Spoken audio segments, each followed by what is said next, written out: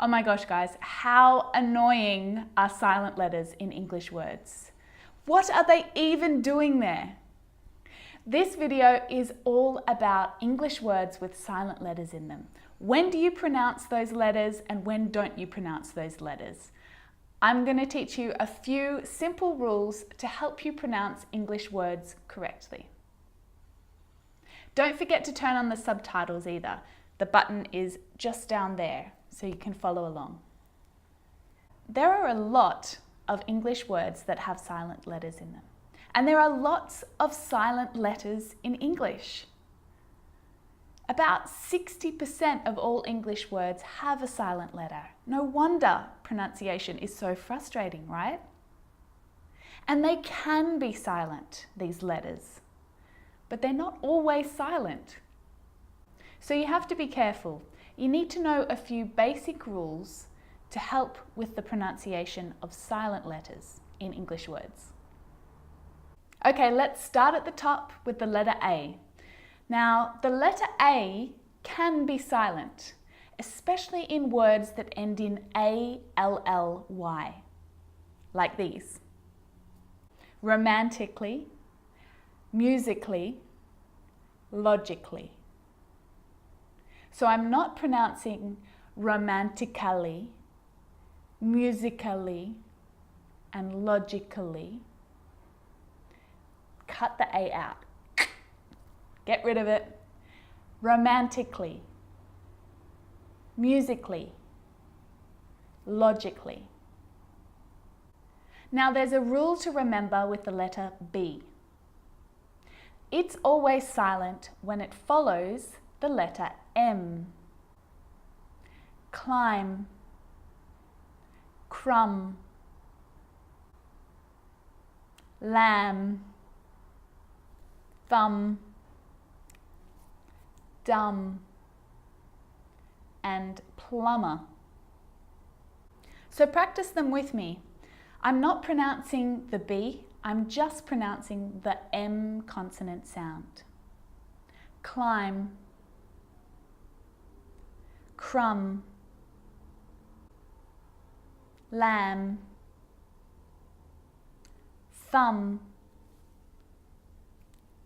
dumb, plumber.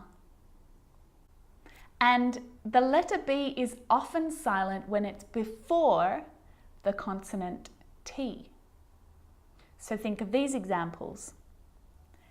Subtle, debt, and doubt. So see, in all of those examples, my lips aren't closing and coming together to form the B sound. I'm just pronouncing the T. Subtle, debt, and doubt. Now the letter C can cause a few problems because it's often silent after the letter S, like in these very common examples. They're quite tricky. Muscle, muscle, scissors, fascinate, scene, scenario. Muscle, scissors, fascinate, scene, scenario. So that's the silent C. So what about the letter D? Yep, it can be silent too. Wednesday, handsome, sandwich. So I'm not pronouncing the D in sandwich. I'm just pronouncing the consonant N sound before it. Try it with me one more time. Wednesday, handsome, sandwich. And a D can be very quiet, not quite silent, but very quiet in front of a G, like in these examples. edge, knowledge, bridge, hedge. So in these examples, the D and the G combined together produce the J consonant sound. J.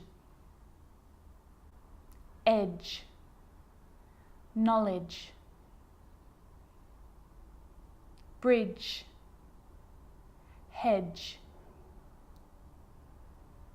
Okay, so the letter E can often be silent at the end of a word. I'm pretty sure you know this one already. Like these examples: clue, bake, taste. Clue, bake, taste. But that E on the end, although it might be silent, it can affect the pronunciation of the vowel sound before it. Let's look at these examples. Hop, hope, sit, sight, hid, hide, slid, slide. So see how the E at the end, although it's not pronounced, is affecting the vowel sound before it. It makes it longer. So hid, I, becomes hide, I. But if the E is the final letter in the word, but it's the only vowel sound, then it needs to be pronounced, like in these examples. He, she, we. E can also be silent at the end of past tense regular verbs, which all end in ed, right? But they're not always pronounced like it is in wanted. So you can hear the ed sound there. Id, wanted. It's its own syllable. But a lot of the time, that E isn't pronounced.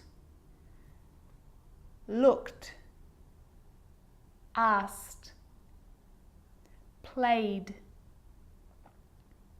baked, wrapped. Now they could be a little bit tricky, so let's do it again.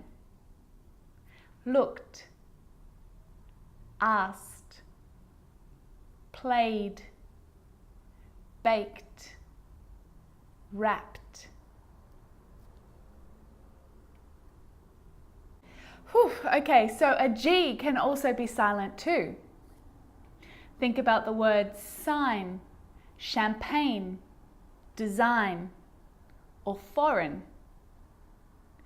All of these examples have a silent G. And the combination GH can also be silent when it comes after a vowel sound.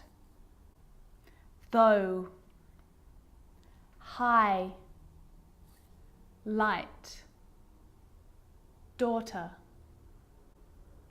bright. Now the letter H is often silent too, often when it's following a W. Like in the examples what, when, why, and whistle.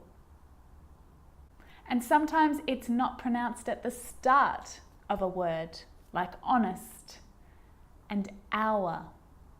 And sometimes the H is not pronounced when it follows any of these three letters, C, G, or R. Now most of the time, CH is pronounced ch. But on small occasions or rare occasions, it's not pronounced, the H is silent. So it's choir, choir, echo, echo. With a G, ghost, ghost. And with an R, rhythm, or rhyme. Good news! The I is not usually silent. It's usually pronounced, except in the word business. Okay, K. Now, I know you know this one. A K is not pronounced when it comes before an N, like knife, no, knee, knock, not, knowledge. The letter L can be silent too, and it's quite common when you look at this list. But consider this rule to be a bit of a cheat, because the letter L is quite difficult to pronounce in all of these words, even for a native speaker. Cold, yolk. So this makes it easier in these words where L is really difficult to pronounce. Then it's silent. Ready? Let's try it. Could, could, should, should, talk, walk, yoke, half, calf, salmon, not salmon, salmon. So we got through quite a bit, but we're only halfway through. So if you want to keep watching and keep practicing with silent letters in English, then click the link in the description box and go to part 2 of this video. Guys, I love making these videos for you, and I love hearing from you as well. So if you want to say hi, come over to my Facebook page at English and say hello, ask a question, introduce yourself. I'd love to hear from you then. Make sure you check out part 2. The link's down there. See you soon.